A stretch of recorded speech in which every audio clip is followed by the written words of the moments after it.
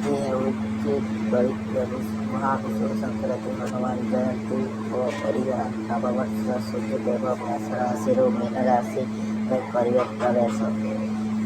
ପରିବାର ପାଇଁ ଚ୍ୟାନେଲକୁ ଲାଇକ୍ ସେୟାର ସବସ୍କ୍ରାଇବ୍ କରିବାକୁ ଭୁଲନ୍ତୁ ନାହିଁ। ଖବରକୁ ଜୋରଦାର ପକାଇବା। ମହାବିଶ୍ୱ ସଂକ୍ରାନ୍ତି ଯାହାକୁ ପଣା ସଂକ୍ରାନ୍ତି ମଧ୍ୟ କୁହାଯାଏ। ଏହି ଦିନ ସୂର୍ଯ୍ୟ ମେଷ ରାଶିରେ ପ୍ରବେଶ କରନ୍ତି। ଚଳିତ ଥର ପଣା ସଂକ୍ରାନ୍ତି 14 ଏପ୍ରିଲରେ ପାଳିତ ହେବ। ଏହି ଦିନ ଓଡ଼ିଆ ନବବର୍ଷ ମଧ୍ୟ ପାଳିତ ହୋଇଥାଏ। ପରମ୍ପରା ଅନୁସାରେ ଏହି ଦିନ